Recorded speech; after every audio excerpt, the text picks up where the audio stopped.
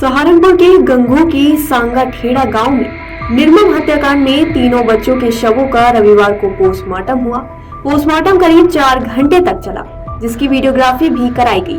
Postmortem report में सामने आया कि तीनों बच्चों के सिर में सटाकर गोली मारी गई थी। इसके अलावा शरीर पर चोट का कोई निशान नहीं मिला है। भाजपा नेता योगेश ने अपनी पत्नी नेहा, बेटी श्रद्धा, बेटा देवांश व शिवांश को गोली मार दी थी। इनमें तीनों बच्चों की मौत रविवार को हो गई थी।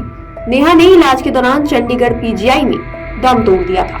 घटनास्थल पर जांच पड़ताल के बाद पुलिस ने रविवार को तीनों बच्चों के शवों को पोस्टमार्टम के लिए भेज दिया था। तीनों बच्चों के पोस्टमार्टम में सामने आया कि श्रद्धा के सिर में राइट साइड से गोली मारी गई, जबकि देवांश व शिवांश के सिर में ऊपर से लेफ्ट साइड में गोली लगी। सबसे पहले पोस्टमार्टम श्रद्धा का हुआ था। उधर एएसपी देहात सागर जैन ने बताया कि तीनों बच्चों की पोस्टमार्टम रिपोर्ट आ गई है। रिपोर्ट में गोली लगी है। इसके अलावा शरीर पर अन्य कोई निशान नहीं मिले हैं। तीनों की पोस्टमार्टम की वीडियोग्राफी भी कराई गई है।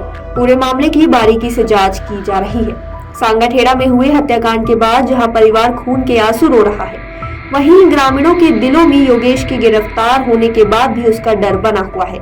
आरोपी योगेश के खौफ का असर अब भी गाँव में देखा जा सकता है। ग्रामीणों का कहना है कि उन्हें अदालत से उसकी जल्द रिहाई की आशंका सता रही है।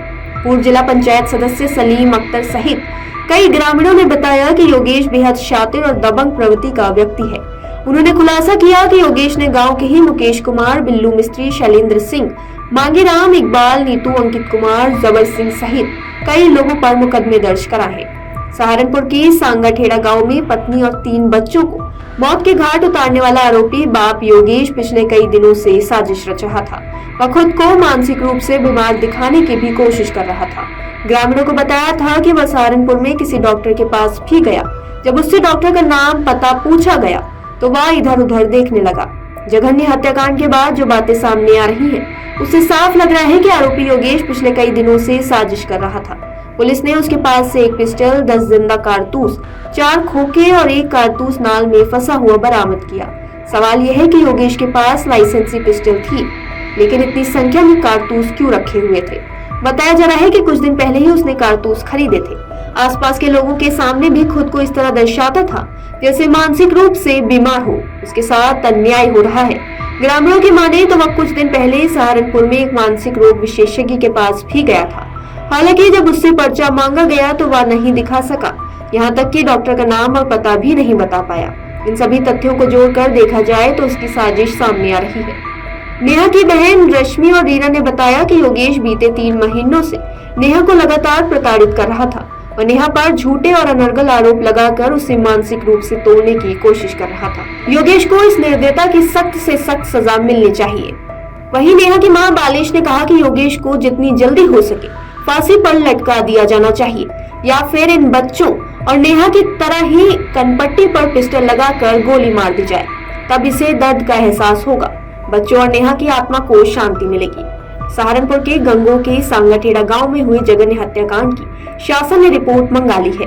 हत्यारोपी योगेश रोहिला भाजपा में कब कौन से पद पर रहा है, अब इसकी रिपोर्ट भेजी जाएगी।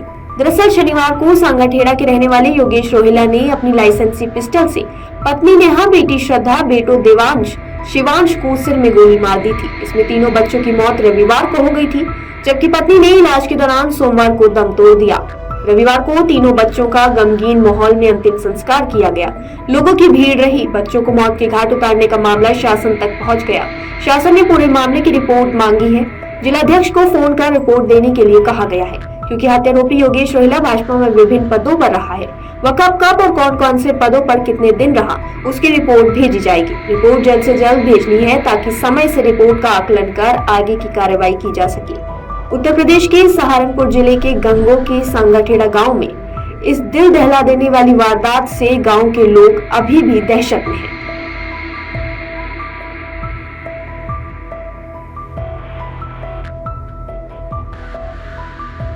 अगर आप ये वीडियो YouTube पर देख रहे हैं तो हमारे चैनल को सब्सक्राइब करें और बेल आइकन को दबाना ना भूलें। अगर आप Facebook पर ये वीडियो देख रहे हैं तो हमारे पेज को लाइक करें।